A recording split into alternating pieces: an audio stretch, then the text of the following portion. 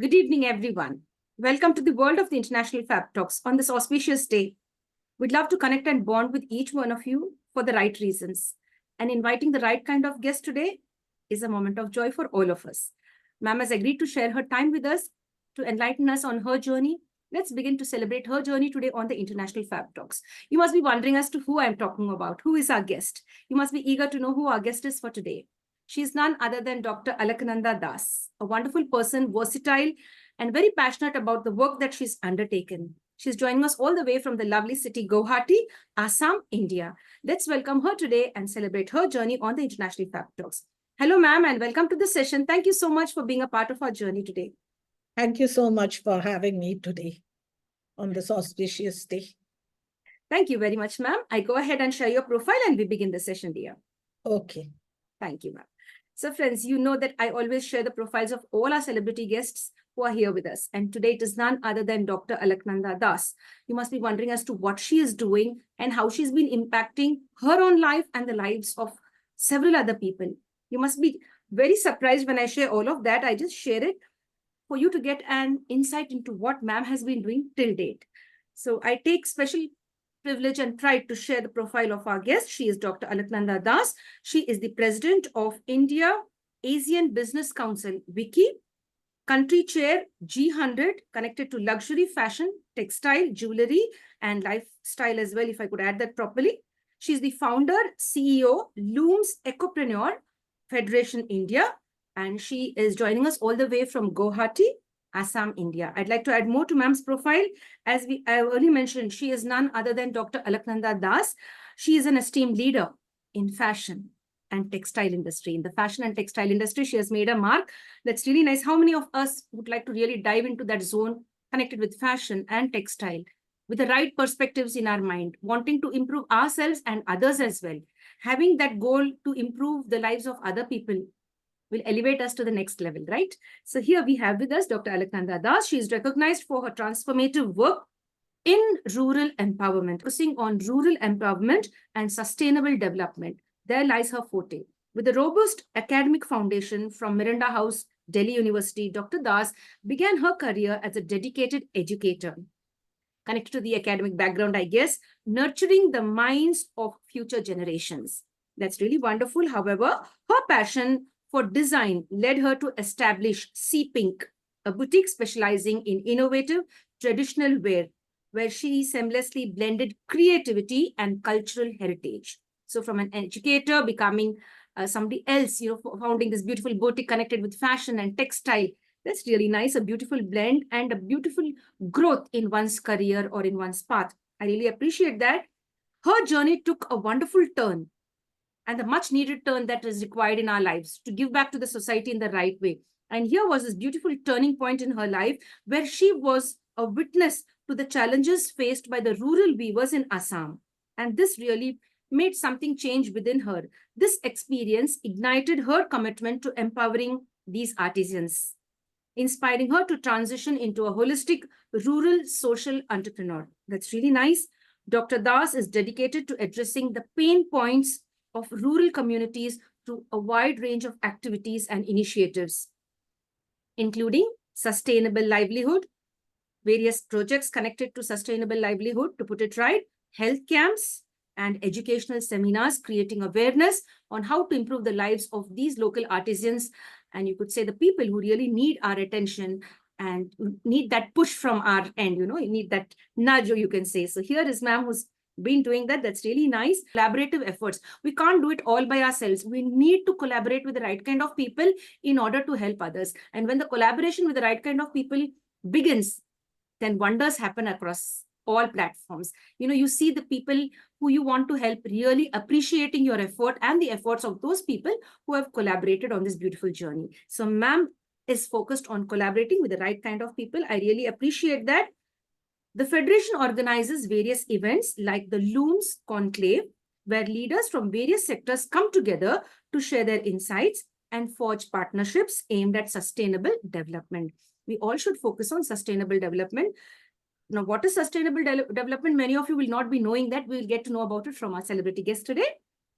Dr. Das also serves as the president of the India Asian Business Council and is the country chair for G100 in fashion, luxury, textiles, and jewelry. That's really nice. In these roles, she advocates for the integration of sustainable practices. That's wonderful. We'll get to know more about it. I'm eager to know about it within the industry and fosters international collaborations that benefits local artisans and craftsmen. Now, here is the catch. It's wanting somebody's welfare that makes people take such initiatives. And here, Dr. Das has taken the right kind of initiatives to help the local artisans and the craftsmen by connecting with the international community as well. That's really wonderful, ma'am.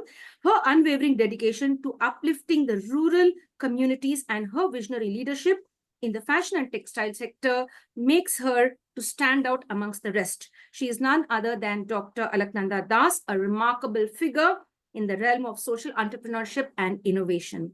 Let's get to know more about her lives, the highs and the lows. We all do face it. Now, how did Dr. Alaknanda Das face all the tough challenges in her life and how she is ready to take on everything that could come her way in future as well and emerge victorious and be a woman of substance? So today, on this auspicious day, let's begin the journey to get to know more about our celebrity guest. She is Dr. Alaknanda Das. Dear ma'am, I've shared a bit from my end. We all would love to know it directly from you. The people who know you and the people who don't know you would love to hear it directly from you. How would you define the real Dr. Alaknanda Das today for us on the Fab Talks? Thank you so much for having me here today. And as you have said, like my journey and how it is today.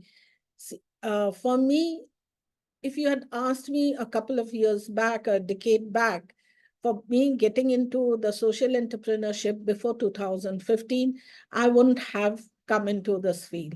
I did not even want to step into something, though it is a family hereditary thing. My mother is also in this line. My daughter is also in this line. So I never wanted to get into this. But then, as you could say, your journey is all defined by the one who is above us. So what happened in 2015, I was given the project of Adarsh Gram villages.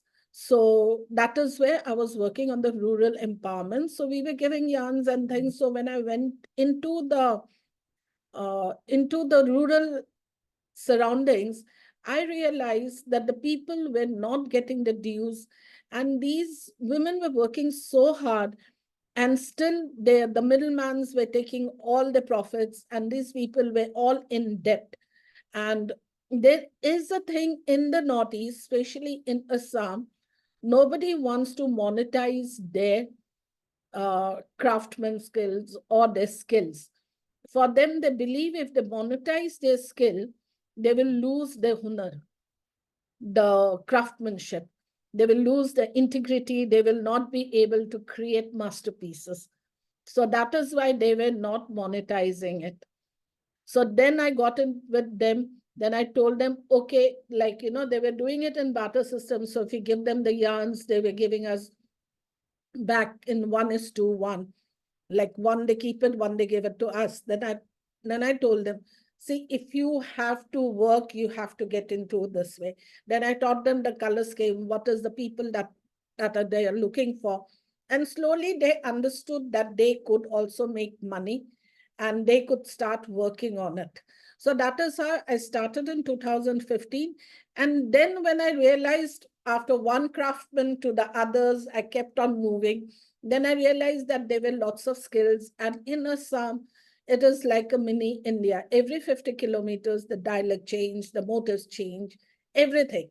Even their habitats, their, what we call it, the lifestyle, the way they're living, the conditions, everything changes. So then I started working from one craft to the other, and I started addressing the pain points.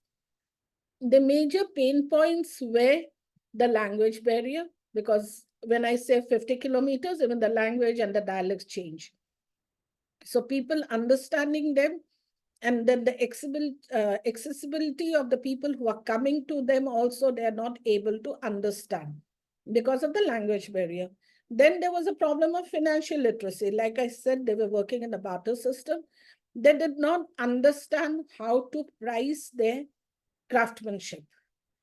They were only looking into the products that they were buying and not keeping anything for their craftsmanships, for their own skills.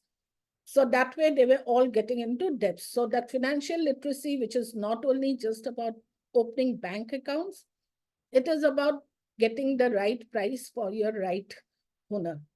So that was the second challenges. And the third was the market linkages. They were not being able to sell it to the proper market. They were not getting the connections. And slowly, and they were only weaving the traditional ways. So then we started working with them, and slowly over the past few years, things have changed. Today, the first village that I've started, they are now working with an export house, and most of them are now professionally, they are working. They now know how to monetize their time. They have got the cards. They are into the international map today. So they're working on that level. So then I was working with the jewelry clusters, because though Assam was part of the Silk Route, and we had one of the oldest commercialized cities, nobody in India or the world knows about it. We had first trading silk cities in this side of the world. So it was even before Benares and all had come up. So it was in the 12th and the 13th century that we had a flourishing silk industry and a commercial city here. So that now no longer exists. So in place of that, we have got a gold jewelry industry that has come in there. We don't have a gold mine, but we have a gold jewelry. Because when you want to understand the rural Assam, our people are here are very content, because ours is the first occupation for every one of us in the Northeast, in Assam especially, is agriculture. So everybody had the cultural thing. Everybody had agriculture since the sun rises early here. So everybody by 9 or 10 in the afternoon, everybody's work is over, and they all had a secondary hobby. So in the 14th century, when the Bhakti movement started, that was a time when the skill development here started. So that is where the hobbies were converted to skills. And then our leader, Shri Sankadev, he, along with Madhav Dev, they started skilling, and they started what was today known as ODOP, one district, one product. So they started religious centers which could also have the hobbies, and that is how the rural economy was centered in those days. So that is how Hunar and the craftsmanship started in the 14th century. So that is how then we realized that these people were working on the gold jewelry sectors. They were working on the gold coins that they used to get it from the traders. And since even today, the Northeast, when you see the local people here, we do not value gold as something of an asset. For us, the value is of the agricultural land, because that will give us more produce than something to hold on to a gold, because for us, we don't have that much of a value. But since all the gold coins were melted, and then we had a jewelry industry, so I'm trying to get the revival of that and let the people know.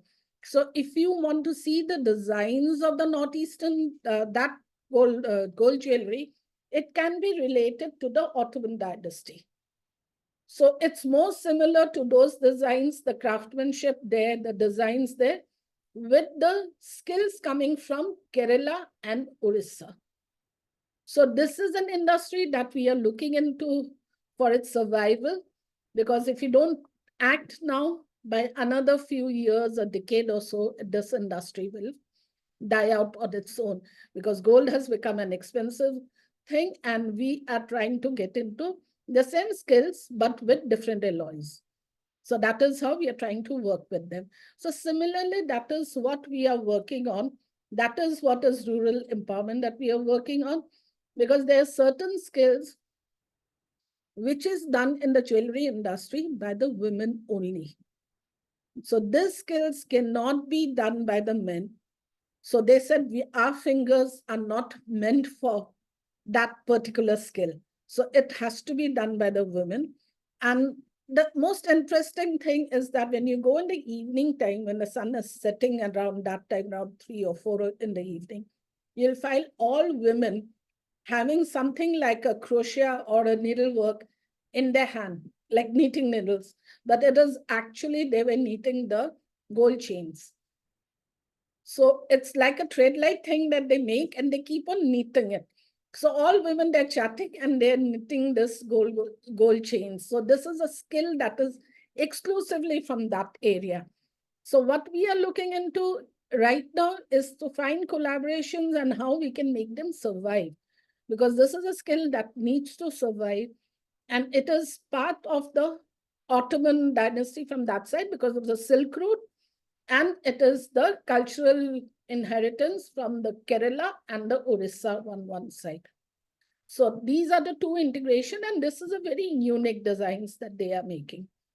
Apart from that, there are other, so when you're addressing all those things, so you need to get in lots of other collaboration things also coming up. So when we are working, so when I say looms conclave that we do, well, looms actually stands, the full form for looms is local opportunities and objectives for market scalability. So that is the full form for looms. So we are working on the local opportunities and how can we make it more acceptable in the market. So we are working right at the grassroots level. It will take us time for them to stand up in the market. So right now, they're all working individually. So we are trying to get them all together. So in one way, I'm working with the government to get the policies right so that they can be empowered. And when we mean exposures, it is not the exhibitions or the stalls that they have. We have to document their journey because that also is a very interesting story in the Northeast. Our people were very peace-loving. So we do not have a documented history. Everything is ethnographic because our history were written in copper plates in the ancient times. So when we had the first war of Myanmar in the 15th century, so we did not have weapons. So overnight, all the copper scripts were melted to make weapons. And that's how we lost our history. So today, we are trying to document, get all that history in time. Because when we look into from 1947 in the last 70 years, first we were trying to fight for our identity. People know that we are Assamese, where Assam is, where Northeast is. And then our generation, we're trying to find a grip on the situation, how to stay in standing. So today, if this generation or the generation above us, like our generation, if we don't get down into documentation, we will lose the history forever. Because the next generation, I don't think will be able to see anything if we don't preserve it at this moment. So most of us are working on this line so that we can preserve it. We can get some sort of a documentation done. And all this documentation, cultural orientation, and everything needs collaborative effort. So this is what I'm trying to do in my own field. Hats off to your passion. You know, I was listening to you very patiently and I admire your approach to this, wanting to save and preserve it. Yeah. Coming future generations. That's really wonderful, ma'am. I really appreciate that. And creating awareness among the local artisans, making them understand that they could monetize their time, their effort, and be able to live a dignified life and, you know, to do away with the middlemen, to give them the right kind of market, to make them aware. Creating awareness is a big thing. And if you're doing that, like, you know, you are very blessed in that way by the Almighty. And if you're helping others, I think all of us should take a clue from you and, you know, create awareness. What I believe in, creating awareness such that the ones who are innocent or vulnerable, they will really rise up and they will thank us and they'll bless us in the right way. And they will carry on that legacy. You see, they will start empowering others in the right way. Yeah. It's wonderful, dear. Now, ma'am, you spoke about the entire history. You've given us a wonderful, clear explanation about all of it, how it began and how overnight those copper plates, which had inscriptions were transformed into weapons, and all of that. You've explained all of that very well. With regard to jewelry as well, how the women sitting out there, are keep on doing some type of a knitting type of thing, I guess, creating some type of jewelry set. Ma'am, now I'd love to know about what satisfaction you get when you see these people, the smiles on their face, right? You definitely will get a kind of satisfaction. Yeah. So when you see that somebody is benefiting from your work, they are really very thankful and grateful for what you've done, and your team, as you mentioned, collaboration as well. You focused on that word. So we'd love many of the people to come and collaborate with you across the world, not only in India, across the world, could come forward and collaborate for the right reasons. Now, I'd like to know, how do you feel when somebody says, ma'am, you really made my day, or you really transformed our family's life, or maybe elevated our financial status? How does that feel? So that is the satisfaction that I'm working on. But I believe, when they are satisfied, it gives me a peaceful sleep at night. I can sleep properly because I feel, since my children have grown up, they are all doing their own work, and I have the time. So why not utilize it for somebody who needs me more? So if I don't have to worry for my bread and butter, I can at least give them, like, why are these people struggling? Is because they do not have the exposure to the world. So if I have the exposure, and if I do some storytelling sessions for them, they will get an inspiration and they get this motivation to work. They think they can do it better. So there is this one jeweler. He keeps on texting me about what he has done, what he has achieved, what the people have told him. And that is how, though I've not been able to help him with any collaboration as of now, due to lots of internal policies and things like that, but that motivation that he could text with me and he can work with me, because sometimes what I do, I partner with them and open a company so that I can handhold them and take it forward. Because sometimes what happens is that they are not able to take it, they're not able to get a loan. So then I partner with them, and the way that I work with them, in my own way of working, is that I take them up with me, their challenges with me. I handhold them till they are able to sustain themselves and work. So that is my sustainable approach. So Super. if I don't hold them, they cannot go forward. Yes. Superb, ma'am. I really appreciate that. You focused on sustainable development as well. I really admire that. That's really nice. You also mentioned how you're utilizing your time efficiently. There are several women and men out there where their children have grown and they are suffering from the emptiness syndrome. Instead of like wailing in self-pity or feeling sad that your birds have flown away or your children have moved out into their own dwellings. So it's good to focus on this, on building the society, giving back to the society in the right way. It's really very nice. And I'm going to take that from you as well. It's a gift for me. Like, what do I do with my future, and how to deal with our time in a very efficient way to give back to the society, to create awareness. That's really nice, ma'am. I would love to know about your early career, because we've mentioned that you were an educator. Now, if I not mistaken, were you a teacher or a lecturer in the educational department? What was your role? How did you feel initially when you joined into that, your first job? Over to you. The first job, actually, if you go back, if I want to tell you about my first learning experiences, my father was in the railways. So we had moved all around India. And by class 9, I had changed 9 schools because he Oh was in my a God. transferable job. That's same as the army people. So I was I had experiences of 9 different schools, 9 different states, 9 different this things. So we were all moving around the city. So that was sort of a learning point for me. And then when I got married early. So even in this, I got married while I was still doing my graduations. So that was a time when I got married. My first job was as a teacher in a high school in one of the convents here. So I worked there. Then I took a sabbatical when my children were born. And then my sister-in-law started a kindergarten school. So I joined hands with her. And then we had I didn't partner her. I worked there as a teacher and I was helping them in the kindergarten thing.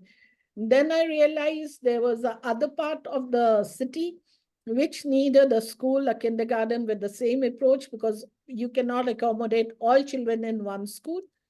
So I opened my own school. So I was working there. And then for about 5, 6 years, I was looking after my own schools and everything. And then I realized that uh, my father-in-law was not well, so they needed time to be home. So I started concentrating on doing something from home where I can be with the family also, give them time because they needed somebody who should be at home at that time. So that was the time when I ventured into the rural works. So I joined lots of social circles, and that is how. So being an educator was something that was with me all through. Because I started with the kindergarten school, we defined the curriculum, and then that's how. So I was working as a teacher there, and now being an educator in the thing, I'm more of a mentor for most of the young entrepreneurs that are coming. And I go to the villages, the rural entrepreneurs, I teach them, I counsel them, I tell them, because most of the work that I'm doing is all pro bono. So I'm giving in as much as I can for these people to rise up to their status because they need financial independence. And the living lifestyle is not getting any cheaper. So the expenses are increasing for everyone, and everybody dreams for a good life. Yes, dear. I see that you are a very empathetic person. You're very concerned about how people take their life forward, especially the underprivileged or the innocent or the people who lack awareness or lack exposure to the world. That's really nice. And as you mentioned, as earlier, you were an educator and like connected with students and all. I'd love to know about any one incident which you had, like being a teacher. Did you have a naughty student in class? And did you ever have any type of an encounter with them, like scolded them or something, anything like that? So it's not a naughty child or something. We had a special child in a school. This special child was very, when he joined us, he was slightly very young. And since he was a special child, so there were lots of things that he could not do. He could not speak well. So what we did with him, like I had a chat with his mother, because the first year he could do all the oral things he could pick up, but written was taking him time. So we spoke to the mother. I told the mother, repeat him in every class. Make him study 2 years in every class so that he understands because he's a slow learner. So ask him to repeat the same class twice because what happens when he repeats the class, the next year he becomes more confident. And that gave him a thing. And I met the mother a few years back. So she told me he passed out with first division. So that was a thing. The mother followed it when he left the kindergarten school, went to the high school and everything. And he said, like, and he has become more or less, he understands everything. He's very good in maths now. So the mother was very happy with his progress. So that was an achievement that I really liked it. So that is something that you have to be really appreciate. Like, that I was happy that the mother could understand why I asked her to repeat the classes. So that was one of the experiences. Yes, dear. That's really nice. And then again, they have shared back their experience, and you say now he's very good in mathematics and he has passed with first division and completed his schooling. That's really great. That's really great. Ma'am, we'd love to know about CPink. Now, the word is quite catchy, CPink. What is CPink all about? It's a boutique, I know that. But how did this evolve and how far have you taken this? Over to you. CPink is about 12 years old now. So what happened is that, like when I said that I had to stay back home and I could do something from here, that was the time when I realized that the upcoming generation, were moving away from the traditional dressings. We were leaving our traditional hand-woven mekhla chadars that we wore. So that was, people were avoiding that. So next generation did not want to wear that because they found it too boring and things like that. So that's when I came up with this concept of designing something similar to the salwar kameez, the same suit concept, but in a mekhla chador. So, which later on became the modern ways, and the girls were liking it better than the traditional pure silk ones that the mothers are wearing, the hand woven ones. So, this was more fancy, more colorful, more vibrant, and more to the fashion that is being followed in the rest of the countries. So that is what I started about thing back. So we had a range of Satyapal designs on chadars and meklas, and people really loved it. So that is how I got into the CPink. So it was more of a fashion and a modern mekla chadar, which was a fusion of the other states to Assam, to the traditional way. Yes, Dave. That's really nice. Thank you for sharing, ma'am. Now, you said you've been traveling across different villages, like every 50 kilometers, you see there's a difference in their language, the dialect is different, their habits are different, the ways of living are different. There's lots of cultural difference and all of that. Now, when you've been on this journey of getting to know people and help them to rise from that level where they are, to elevate their position, have you faced any type of resistance? Because in certain places, especially in the villages, they have certain type of resistance. They don't want a change. Yeah. Now, have you ever faced that, or everything was smooth, or were you able to, even if you had a situation like that, an opposition from the other side, how were you able to deal with the situation? See, initially when I started in 2015, so I first started by giving them yarns and I wanted to weave. So there was a bit of a resistance from one group of women because this was, I had taken 3 villages together. There were around 150 weavers. So some of them resistant, some of them did not give me, they were not true to their words. They did not give me the yarns. They did not give me the products because I was buying back everything from them. So they thought they can sell it in different ways or different thing. And they resisted because I tried to take them away from weaving the traditional mekla chadars, which people were not buying because of the sizes and the quality and the designs and all were not what people like to wear. So there were resistance, but in the end, when they saw that the others, the majority of the people were benefiting, so they all came back. So I said, I'll do my work. Those who want to work with me can work. Otherwise, I'll go to the next village. So that is how I worked with them. So that slowly they understood. So today also, like, when I'm working with the other villages, because I do one village at a time and we go to different turning. So I don't promise them anything that this is going to be there. I just tell them that I'm just upgrading your skill. And once your skill is upgraded, your earnings will come on its own. So I just advise them, mentor them. That's all that I'm doing now. So, Yes. And that's very important, you see, to mentor them and to make them understand the importance of, developing their skills so that they could monetize it and they could have a decent income coming in. That's great. Ma'am, apart from being a professional, apart from being, socially connected with all of the work that you are doing today for the community, do you have some me time? And if yes, how do you spend the me time? Do you watch movies, go traveling? yeah, the me time is always very important. So I love traveling. I like to go to a different place. And like, when I'm traveling, I try to take in as much as the culture that is there and try to relate it with my state, my people, and how we can work it. Because like I was talking about the Ottoman thing and the Silk Route. So I like to like see people don't know about the Northeast as such. So that is why I like to see the relation, because when you take the Northeast India to Pan India, we are more closer to Southeast Asia. Our culture and everything is similar to Southeast Asia.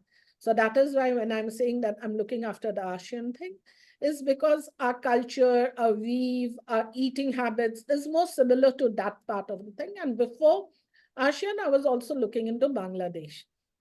So this whole cultural belt is completely different. So we are trying to do a reconstruction of the Silk Route based on the theories and how the people have moved, what was the reason why people have moved to different part, like Indonesia has got similar eating habits with us. So this time, like a few months back, I think the last month, I was in Turkey. So when they were, because when we go outside, when we are abroad, the people, the first thing they ask us, are we from Delhi or Mumbai? Because these are the two things they know, and they know Rajasthan. So they were, when I was talking to them about Assam, so I was telling them that we are from that part of India that is across Bangladesh and it's in the hills. So then they asked me, are you from Sikkim? Are you near Sikkim?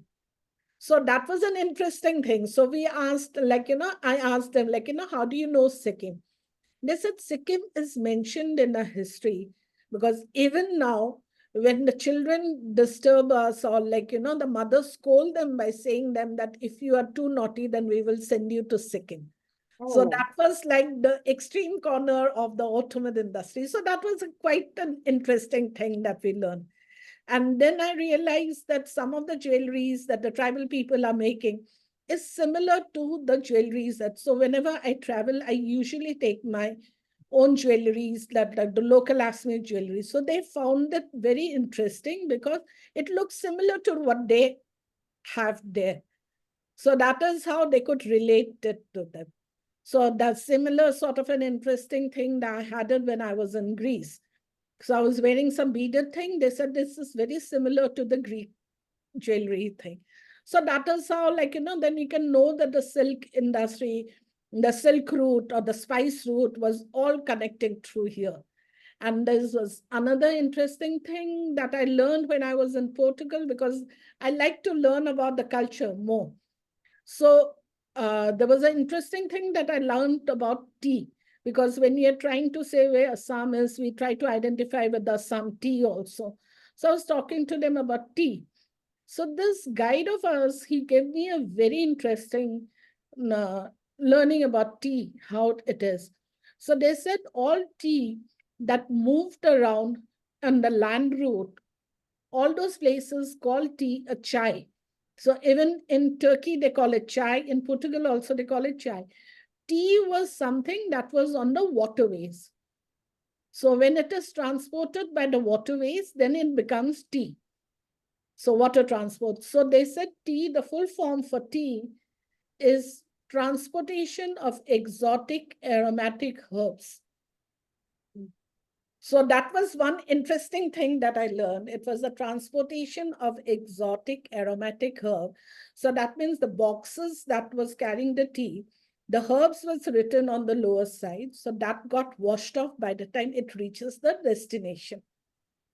So that is why they had only tea there. So the capital T is how the tea was known in the rest of the world. So it was a very interesting thing that I learned from there. So that is how the cultural stories get exchanged, and these are the ethnographic things which interest me more. amazing, amazing. That's really nice. I'm really amazed as to how you are into this and how much of interest you're taking into that. And you're being able to share that all of it with us Yeah. today. Because I never knew all of that. It's for the first time I'm listening to you and you have explained it so well. Thank you for the clarity. Thank you. Thank you so much. So, Ma'am, now there's a lot of domination. India is a patriarchal society, if I'm not mistaken. yeah. So you being a female member entering into this zone and wanting to, create awareness, have Yeah. you been ever facing any type of opposition from the opposite gender? Like, did they ever stop you and say, no, this is dominated by the male members, you can't be doing that, and if you're doing that, we don't accept you, or we try to cut you off, or try to, uh, put you down? So have you Yeah. faced that? See, the region that we come from is the Northeast India. Here, the women hold a very interesting position because we are from the land of the Marka Mecca. So here, the women, the most of the other states, we have the matriarchal society. It's only Assam that we have the patriarchal society. The dominance of male is not there. They prefer the women are the authoritative ones. We are the ones who are taking the decisions. Even if it's a patriarchal society, the importance is given to the female members of the house. They take all the decisions. The male is there as an earning member, but the rest of the decisions is all taken by the female members of the society. So that is why probably we have not felt any resistance. I have not felt any resistance till now, because at some of the clusters I'm working with the male also, with the females also, because they, like, when we go and say that we want to help the women to come forward, they're more than willing. The male will make sure that the women don't work at that time. They're not disturbed. They can go and work with us. They said, yes, yes, take our females forward. They need to know. They're working very hard. They need to know more. So that is the thing. Very interesting. Thank you for sharing that, ma'am. It's really nice. I didn't know about this with regard to Assam and how they give Yeah, so importance we to women. regard the, every decisions, and like the mother of the house takes all the decisions. That's really nice. Very interesting. Ma'am, when you look deep into India, all the other states, there are several other states where women are treated worse than a doormat in few of the families. Yeah. We've read it on in the newspapers. We've seen it on television. What Hmm. do you have to say coming from this part of India where Assam gives importance and respect to women and upholds their rights in the right way? What do you have to say when you see the atrocities being done to women in our country? Yeah, that's a very sad thing for India. That is how the world knows about how we dominate the women. So that is something that we as women have to work. So although India is known as a mother country, it's known as a motherland, or it's like the women are given that we pray to lots of female deities and all. This thing is something that I don't think is something that was there in the prehistoric times, or the before the we had all the invasions. This is something that has come over with us, because the how women are treated is not inherently, when you go to the tribal people, the tribes of India, it is not prevalent. It is only prevalent in certain states which had seen lots of war. So that is why it is a very sad situation. And we, as a new generation, as we have to teach the next generation to respect women. And slowly things are changing, but it will take time, because they had been dominated for so long. And the women there, like I said, like in Assam, we take the decision. The major decisions are taken by us. So it will take time for the women in rest of India to stand and make their words heard. So slowly people are changing, things are changing, the whole world is changing. I think slowly things will get, but when I hear about the atrocity, it really breaks my heart. I've seen it with my own eyes also, because when my dad was posted in Madhya Pradesh or Rajasthan, my children have studied in Rajasthan or in Gujarat, Mumbai. I've seen it everywhere, even South also. But South is more or less like us. We are much more uh, the women are respected there also. It's it's where the war zone was there, where there were lots of changes that women had to be protected. So probably that was the reason why this protection and the male dominance is there, if you look into history. Yes, Steve. Thank you for sharing all of that. Thank you for giving your insight into that question. Now we'll talk about cuisine. Assam has a very special cuisine. So what are the different delicacies that you people prepare? Is it veg, non-veg, or what are the sweet dishes? I haven't tasted any of them. If you could share some of them, maybe we could order them online and have them. Over to you. Yeah. So we have a very specific cuisine. Our cuisine is more similar, like I said, to the Southeast Asia. So we have special thing, is we call it pitha. So which is it's made of rice powder, because our dominant, like I said, that we are agricultural country, so rice is a staple food. So most of our food, our cuisine is concentrated around the rice. So we have something called the pitha. We make it during the festive times and everybody loves it. So though now we get it around the year, but we have it the 3 bihus is the time when we have the proper piha. And it is made out of sticky rice. It's made of powdered rice, which we put it on the heated, the same way as dosa is made, but then we don't use any water or any oil. So this rice, when we powder it and put it on the heated pans, it gets stuck together because of its stickiness. And that's how we roll it up as a dosa and put till or coconut, any fillings inside, and then we have it. The similar type of things can be like we even have this powdered things on a bamboo thing. We fill it up and then we heat it with roasted and fire. And similar sort of a thing, you can see it in Thailand also. They have it during the Songkran. So our thing is more or less similar. Our people are predominantly, we are non-veg people. So most of us have lots of non-veg cuisine, but our spices are more aromatic. So we eat lots of bamboo shoots. We have lots of spices. Like we prepare most of the dish with black pepper. And then you must be knowing the ghost chili is also from this region. And we have a special kind of a lemon, for which we have got the GI tag. It is a special lemon we have started. It has got lots of medicinal properties. So we have what we start a complete palette is we start with something called the khar, which is an alkaline based. So with that, we start a food and we end it with a sour thing, which is called the tenga. So tenga is the sour thing. So that is how we end it. So we start with the khar, the alkaline, because that cleans off your entire system. And then when you eat it, and then for the digestion, we take the tenga at the last. So this is our main cuisine or something. We have lots of vegetables. We eat lots of herbs and our ferns and everything, flora and everything is around the thing. So when they say like, for Assamese, why we are content is because we have got the paddy fields. We've got the rice from there. You put anything on the land is so fertile that we get lots of herbs and ferns that's there in the forest area.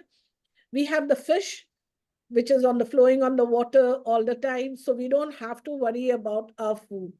So our people are always very content. And what happens when the people are content, they do not have the passion to rise for commercializations also. So they're satisfied with whatever they have. They're easily content people. So we have now got two types of people in our population. One is the migrants. The other one is the local. The local people are very content. They are not bothered with who's doing what. They're very happy with their own life.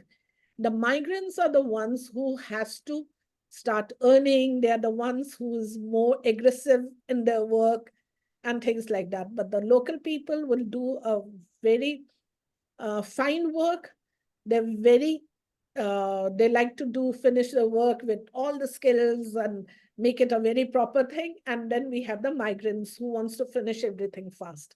So we have got a two type of population and people have started to living together. Excellent. Thank you for sharing that. Now, if there are if someone is interested to visit Assam, which are the major places they have to visit? Like, there must be certain strategic places or maybe some very important places of interest with regard to the historical significance, etc. What would you suggest for a person coming from another state from India wanting to visit Assam? Which is the first or a few places which they could visit? See, people these days, we are having the religious tourism. So people are coming to Kamakha for all the religious tourism, the Kamakha, the Mahashakti Peeth that we have. Apart from that, we have a smallest river island that is called the Umananda temple, which is a Shiv temple facing the Ma Kamakha. So that's on the middle of the Brahmaputra river. And we have got the widest and the longest river in India. And it's the only male river. So that is another thing that we have. So that is how we start with Guwahati. These days, we have started with the river cruise, which takes you to the largest river island in the world, which is the Majuli. So there also we have the mask making skills and everything. So on the way, you get the Kaziranga Wildlife Sanctuary, which has the one horned rhinos. And now it is also known as the Tiger Reserve also. So we have that. And then we have the world's second oil refinery in Assam. It's at the place called Digboi. Then we have the tea plantation. So when you visit the Upper Assam, you get all this like the tea gardens, you can get the wildlife sanctuaries in Kachirangas, and then the Dig Boy. So Dig Boy is hardly into the map, any of the tourist maps, but that also has a story because it was the world's second oil refinery in the world. So, and the first in Asia. So that also has a big significance. And that is again a World Heritage Center now. And then the tea gardens that we have, they carry the legacies of the Britishers who were there because they started the tea plantations here. So that way we have Guwahati for the temples and all, and nearby Guwahati. Then we have Hualkusi, which is known as the Manchester of the East. So that is another, the silk industries that we have. Then we have Dhemaji, which has the Muga cultivations and the Muga thing. So all tribes have got the different thing. So we have even Karbi Anglong, which is a hill resort sort of a thing, where we have a place called Jatinga, where it seems the birds come there to commit suicide. So that is also a very interesting place. So the birds come and they just dive down the hill and they all fall and they all die there. So that is also a very interesting region that we have. We have around 14 wildlife sanctuaries now, which is known for their own thing. And we have Manas is also there. Manas has got the largest tiger reserves again. That is again a wildlife sanctuary. So we have got many things to be seen, anybody who's coming. So people, when they ask me, can we come and finish Northeast in 7 days? I said, it's always very difficult to say. It actually depends on what you want to see, which things that you want to carry it forward. Yes, dear. What I get to understand is you have a mine of information with regard to Assam and towards the Northeast. That's really very nice. I mean, if you just ask me about the state that I'm in, I wouldn't be able to give that much of information the way you have shared the information about Assam. That's really wonderful. Not only Assam, you shared about other places as well. That must be because we have lived all across the country. And every time, whenever we have to tell people where we are from, we have to identify where Assam is. So that's how maybe I have accumulated all the knowledge that I can share with the people. Because I think Assam is also mentioned in Mahabharata. So we are our legacy runs from there. Thank you for sharing all of that, ma'am. I would love to know, what is it that you love about yourself? Now, you might have had some type of soul searching. You might have sat down sometimes all alone and you might have been connecting with your inner self. What is it that you love about yourself, or what is it that you admire within you? That's very difficult to answer. But the thing is that this passion that I have for the home state, and I like to connect with people, the networking, that is something that I like. I can't be in a room enclosed here. So even though I have an office or something, I usually go down to Starbucks and I sit there so that I can meet with people, I can chat with people, and I can take them all the knowledges that I can gain. So I love talking to people so that I can gain more knowledge. So that is the thing. That is what I like doing more. I mean, that's a very healthy way of, using your time. Yeah. Being and networking with the right kind of people. Yes, dear. Over to you. And then there's another thing, I don't know whether it's something that I should be proud of or not, but I like to help anybody who asks me for help. I can't say no to anyone. So anybody who asks me for help, I'm the first one to go and help them out, whatever crisis they might be in. That's excellent, ma'am. That's nice. And you see, being very empathetic and compassionate, sometimes we are taken for a ride. People take advantage of this goodness in us. Only the deserving should get this type of love and concern from us and protection.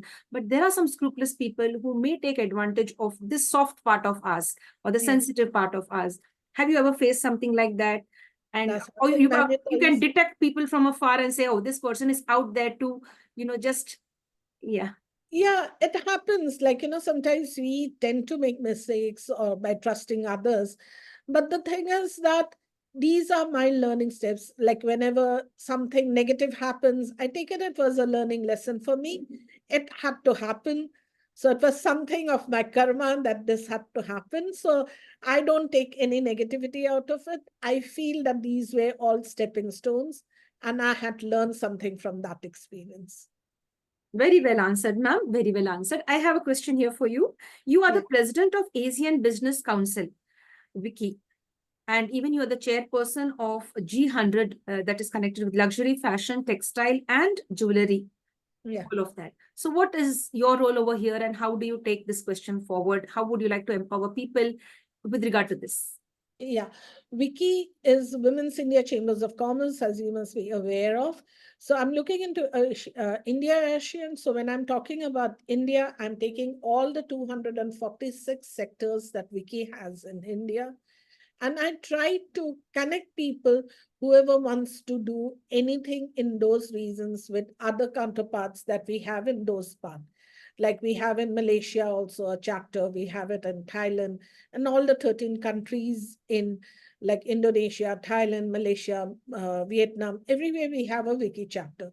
So anybody who wants a help, so we are like a platform that connects women. We celebrate Shakti Bandhan through wiki. When we talk about Shakti Bandhan, what we mean is that women supporting each other is sisterhood. And like Raksha Bandhan, we have the Shakti Bandhan. The power of women is more stronger when we do the Shakti Bandhan, or we are believing in sisterhood. So we try to connect women with everyone across. I love this, the word Shakti Bandhan. Yeah. And it's connected with the women. That's really nice by joining together and empowering one another. That's really wonderful, ma'am. I would love you to focus on the word love. How would you define love for us? What does love mean to you in your world? Over to you. Love for me, it's like what we have in Assamese, a word called hiya. Hiya means your heart impacts your activities. So when you say love, it is not between two genders. It can be a mother-daughter's love, or mother and a child love. For us, love means everybody equally. So about 2 years back, on Valentine's Day, we celebrated it with the third gender because we believed as sisters, they also need the same sort of connectivity with the society. So on Valentine's Day, everybody was having the couple programs and everything. So we did it with the third gender. So we had a good time, a good evening, and we were very happy with the Hard Rock Cafe to give us the venue. So we had a very good time there. So it is all about impacting one's life. And then we were working on how we can compensate their thing, because what happens with the third gender, their old age is they need care at that time. And then there is no government policies or anything to take care of that time. So we are trying to work how to give them a residual income at the end of the day. So that is also one of the projects that we are working on, so that their health, because that is where the maximum expenses come in. So we are trying to work there also. So how we can impact their lives. So that is why it is all about here. So I call it here. And because I'm associated with the Heart Care Society of Assam, so we take care of lots of these issues also. So when we say love, it is the love for the society, love for everyone around you is all about love. Your life should be impacted by all. Yes, dear. Thank you so much, ma'am. My dear friends, love rules the world. And that is the final thing that we'd love to say. Have humanity, feelings for everyone, like to be to be humane more. There's lots of war going on out there. I wouldn't want that much of pain and suffering to be viewed by the younger generation, by even us. It's very painful to watch that. So people like you, ma'am, should come forward and contribute more with regard to making people understand that equality is important. We are all human beings. One fine day we leave this universe, we leave this earth, we are no more on this earth. Thank you so much, ma'am. You've really empowered us in the right way. What I have noticed, you have one more feather in your cap. Towards the end, you've mentioned that you're also connected with the third gender community, where you have really focused on connected with the right kind of people, collaborated with them, wanting to make them feel special, especially focusing on their the years towards the end, like once they become enter the old age, or become senior citizens. That's the time they require a little extra protection and care and guidance, or maybe healthcare. It could be just anything that they really require. They should not be segregated. They should be given importance. And you are working with your team and collaborating in the right way. Thank you so much for having a wonderful big heart. More love to you, more power to you, ma'am. We would love many more people to be like Dr. Alakananda Das, including me as well, to transform the world in the right way, to spread a positive message across all platforms. Thank you so much. Stay connected and stay blessed. You're a wonderful person. Thank you. Thank you so much. Thank you, dear. Thank you. Dear friends, we had a wonderful time getting to know the thoughts and views of our celebrity guest. She was none other than Dr. Alaknanda Das, joining us all the way from Guwahati, Assam. My dear friends, if you like this video, do share it with the right kind of people. You never know who may be inspired by what has been shared today, who might have an interest to the same things that ma'am is doing till date. You could empower the people in your villages. You could empower the third gender. You could empower little children. You could empower yourself, your family members. And the best thing is to learn to treat everyone equally. There should not be any segregation. There should not be any hatred or disharmony in our community. So with this, we'd like to sign off now from the International Fab Talks. Stay connected and stay blessed. If you like what the International Fab Talk team is doing, stay connected with us. Like, comment, subscribe, and share to the International Fab Talks. Above all, protect yourself, give importance to your mental health, protect your family, and preserve the cultural and historical heritage of India. Stay safe and stay connected. Thank you, ma'am. Thank you. Thank you, dear. Thank you so much, ma'am. Thank you very much.